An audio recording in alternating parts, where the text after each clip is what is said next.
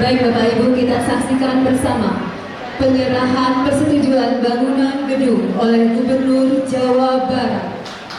Bu, HP-nya Bu. HP Bu. Silakan berkomunikasi untuk mengabadikan momen ini. Baik, terima kasih. Selanjutnya penyerahan. Selanjutnya pemberian kenang-kenangan dari gereja kepada Gubernur Jawa Barat dan PJ Bupati Bekasi oleh Romo Aan.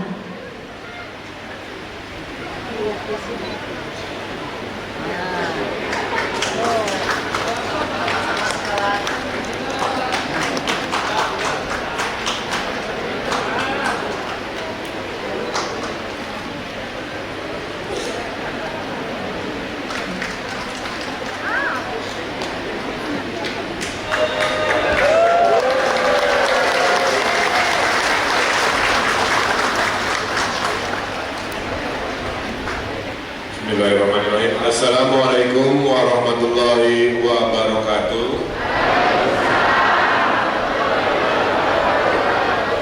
Shalom.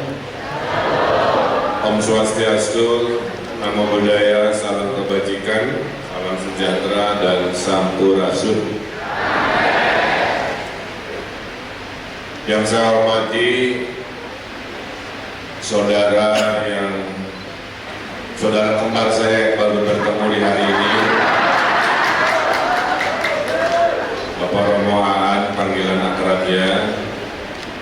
Semoga Tuhan selalu memberkati, melindungi, dan memuliakan hidupnya seperti mulianya Bunda Teresa yang menjadi kekaguman kita semua.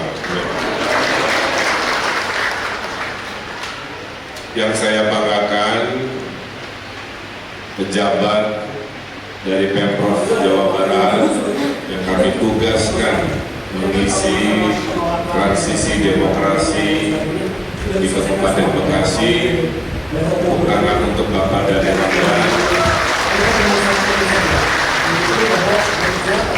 Semua yang saya tugaskan adalah orang-orang yang terpilih, Bapak Ibu, yang secara lahir batin, secara kapasitas memang sudah siap menjadi pemimpin dimanapun ditugaskan. Dan satu ciri pemimpin yang harus ada adalah bersifat adil kepada masyarakatnya. Hadir di sini Pak Brigjen TNI Justinus Dono Yulianto dan Rem Wijaya Karta. Saya doakan Bapak bintangnya bertambah, amin.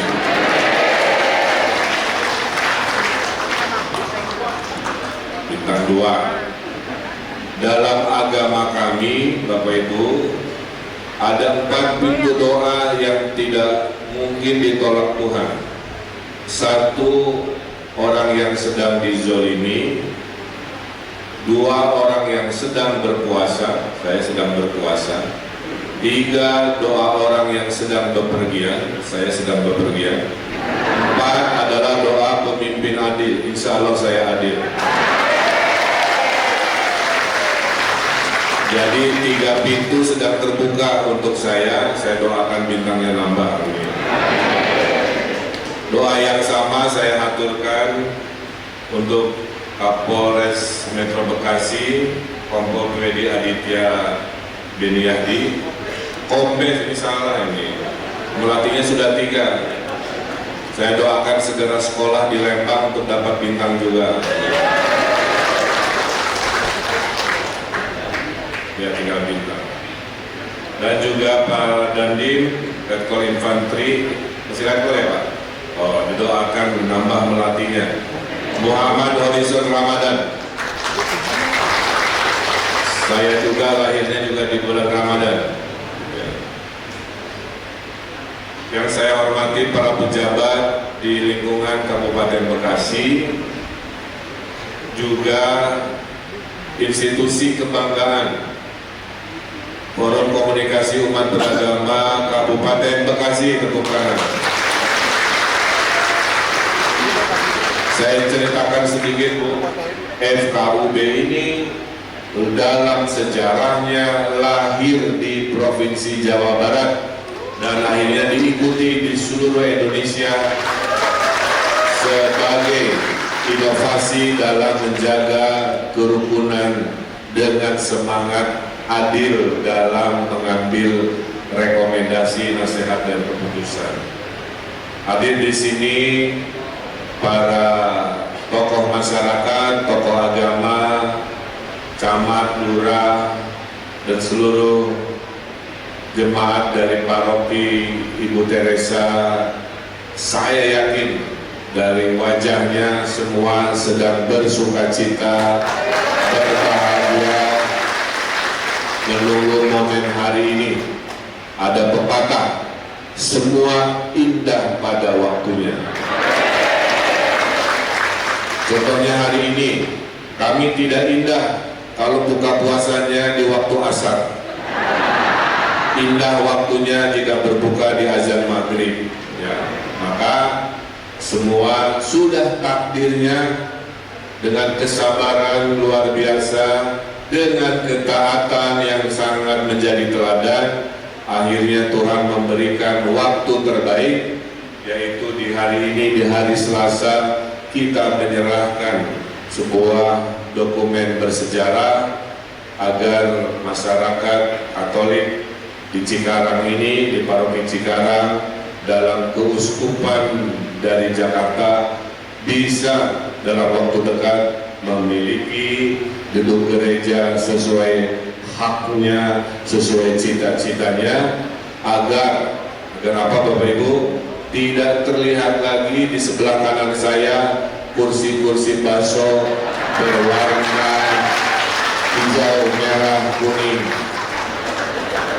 menjadi kursi-kursi yang empuk, kursi-kursi yang nyaman untuk beribadah khusyuk, tanpa ada cerita lagi kursi yang patah karena berat badan yang tidak nyaman.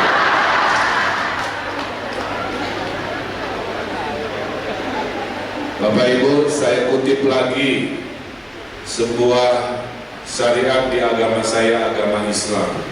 Dalam agama kami, pemimpin harus adil, ciri orang bertakwa juga adil.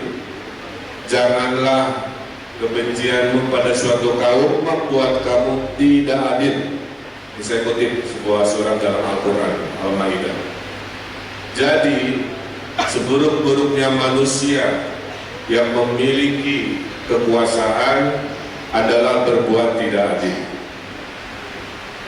Dan mohon maaf, sama juga dalam agama kami, pemimpin yang tidak adil masuk nerakanya duluan. Mauzubillah, ya. Tapi pemimpin jika adil masuk surganya juga duluan. Jadi makanya doakan para jemaat, mudah-mudahan semua pemimpin di Republik ini masuk kategori pemimpin-pemimpin yang adil. Bapak Ibu yang saya hormati, dari namanya saja sudah luar biasa.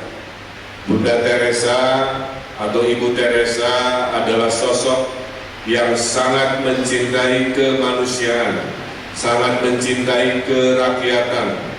Semua makhluk ciptaan Tuhan harus kita sayangi seperti kita menyayangi diri sendiri. Oleh karena itu, saya pun menyaksikan bagaimana jemaah dari paroki ini membantu negara pada saat kita krisis pandemi COVID dengan melayani vaksin, memberikan dukungan sembako kepada mereka yang membutuhkan. Atas nama pemerintah kami haturkan terima kasih atas keteladanan yang menjadi contoh dan terinspirasi tentunya dari nama yang dipilih oleh paroki di Cikarang ini. Bapak Ibu yang saya hormati, kenapa Pancasila menempatkan sila pertamanya sebagai ketuhanan yang Maha Esa? Karena apapun yang terjadi di Republik ini, unsur ketuhanan keagamaan harus menjadi panduan dalam mengambil semua keputusan dalam kehidupan ini. Oleh karena itu kita dukung, karena kalau orang rajin beribadah itu adalah sebaik-baiknya manusia. Orang yang rajin beribadah pasti pulang dari ibadahnya hatinya tenang, batinnya menjadi dekat dengan Tuhan. Dan barang siapa selalu mencari mendekati sifat-sifat Tuhan, maka dia dalam kesehariannya pasti jadi orang baik, orang yang mencintai kemanusiaan, memberikan solusi pada permasalahan, dan akhirnya menjadi orang-orang yang tenang dan teladan. Maka setiap ada yang berniat beribadah, kita harus fasilitasi. Yang menjadi masalah Bapak Ibu adalah sebenarnya bukan menjadi hal yang utama. Tahun lalu saya survei rombongan. Apakah, pertanyaannya begini Bu, apakah Anda setuju untuk berdampingan hidup dengan pemeluk agama yang berbeda? Bukan pertanyaan, saya melaporkan survei. Saya survei tahun lalu, pertanyaannya itu. Jawabannya adalah 91,4% masyarakat setuju untuk hidup berdampingan dengan pemeluk agama lainnya. Berarti ada mungkin hanya 8% yang masih perlu kita bimbing, kita arahkan. Jadi Bapak Ibu, dengan penduduk 50 juta, 91,4% tidak masalah. Jangan sampai 9%-nya yang menghiasi berita-berita viral, betul? Padahal silent majority-nya, mayoritas 90%-nya sangat mendukung, sangat senang berdampingan, karena sejarah Republik ini tidak lahir dalam homogen masyarakatnya, lahir dalam keberagaman. Inilah yang menjadi kekayaan Indonesia, adalah keberagaman. Saya kasih tahu, ada negara-negara yang sudah bubar karena tidak bisa menjaga keberagaman, sebagai pelajaran kepada kita bahwa kalau kita tidak menghormati kebinekaan, ujungnya eksistensi bangsa negara itu hilang. Satu negara namanya adalah Yugoslavia. Zaman Bung Karno ada negara namanya Yugoslavia. Presidennya sahabatnya Bung Karno, namanya Joseph Broz Tito bagi yang hafal sejarah. Bapak Ibu, hari ini negara itu bubar karena suku bangsanya tidak ada sila ketiga untuk menjaga persatuannya. Bubarlah negaranya menjadi negara etnisitas Serbia, etnisitas Bosnia, Montenegro, Kroasia, dan lain-lain. Ibaratnya Indonesianya bubar karena Bataknya tidak mau bersatu dengan Sundanya, dengan Jawanya, dengan Balinya, dengan Minahasanya. Jangan sampai, itu poin saya, karena egoisme golongan ataupun agama akhirnya membubarkan sebuah nikmat Tuhan berbangsa bernegara yang namanya Negara Kesatuan Republik Indonesia. Jangan sampai terjadi. Apalagi di sini ada TNI, saya hanya mengingatkan, di zaman kita hidup ada negara bubar gara-gara kita tidak bisa menjaga keberagaman. Kita lihat sejarah India, Bapak Ibu. Dulu India proklamasinya satu sama, Pak. Gara-gara umat Hindu dan umat Islamnya tidak bisa bersatu, nah ini contoh ya, akhirnya pecah. Dari India yang dulunya bersatu, yang Muslimnya pindah membangun negara namanya Pakistan. Jadi Pakistan itu dulunya India, Pak. Tapi karena agamanya tidak ada sila ketiga dan sila pertama, mereka akhirnya atas nama agama membangun negaranya. Dan mohon maaf, sudah agamanya sama Pak Kiai, mereka masih tidak bisa bermusyawarah mencari kesamaan. Bubar lagi, pecah lagi, dari Pakistan menjadi Bangladesh. Jadi dua cerita saya, mudah-mudahan diingat oleh Bapak Ibu. Di saat kita hidup di zaman modern, ada negara-negara pecah belah, bubar, hilang, karena kita tidak bisa menjaga sebuah nikmat Tuhan yang namanya keberagaman atau kebinekaan. Maka doa saya, ya Allah, mudah-mudahan negara ini selalu utuh, negara ini selalu diberkahi, dijauhi dari mara bahaya, dan negara ini dipenuhi oleh cinta kasih seperti Ibu Bunda Teresa memperlihatkan keteladanannya selama hidupnya. Jadi Bapak Ibu, dengan survei tadi sebagai bukti, masyarakat Jawa Barat mayoritas adalah masyarakat yang sangat toleran, ya, sangat mencintai yang namanya keberagaman. Bapak Ibu, sedikit cerita hidup saya. Saya pun hidup 7 tahun di luar negeri, Bapak Ibu. Saya mengalami kesusahan Romo untuk mencari sholat Jumat dan sembahyang. Jadi saya 8 tahun merasakan betul, ya, hidup susah jika susah beribadah di negeri orang. Sehingga perasaan itulah yang membuat saya menyampaikan kepada Pak Dhani, tolong di Kabupaten Bekasi harus dilindungi hak-hak minoritas dimanapun mereka membutuhkan.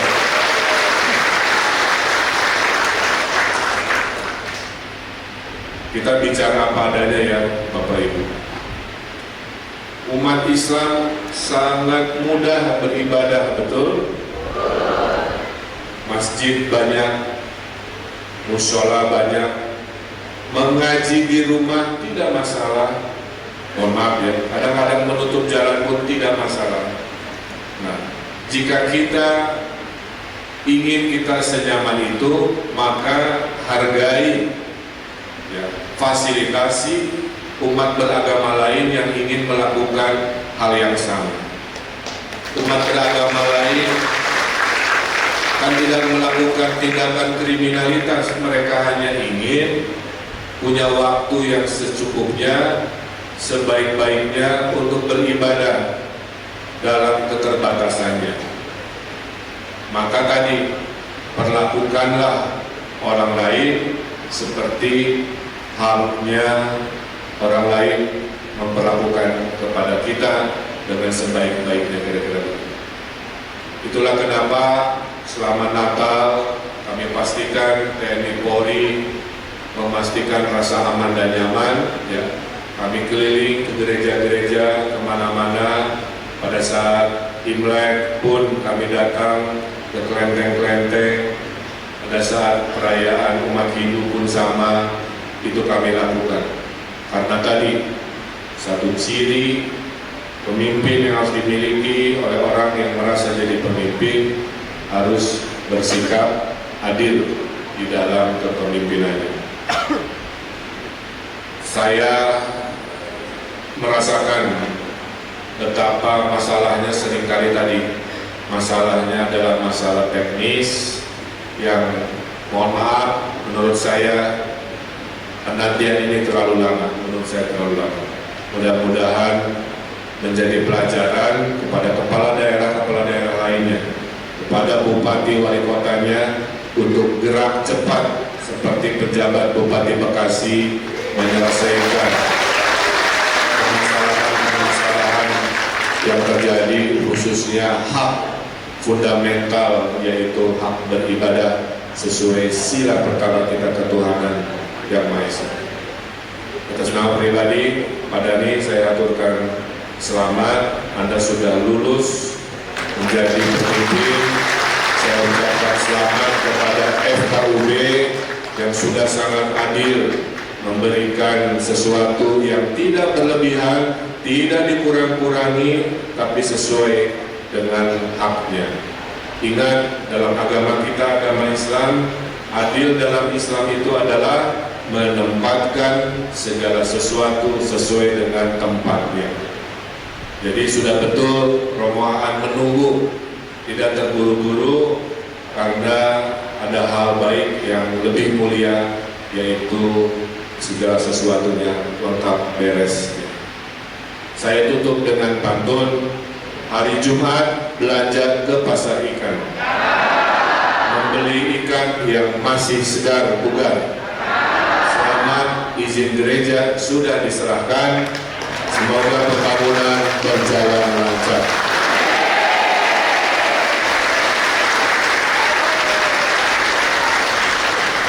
Ikan hiu pagi-pagi membeli barang. We love you, Jemaat Paroki Cikarang. Itu saja yang bisa saya sampaikan, kurang lebihnya mohon maaf. Wassalamualaikum warahmatullahi wabarakatuh. Tuhan memberkati.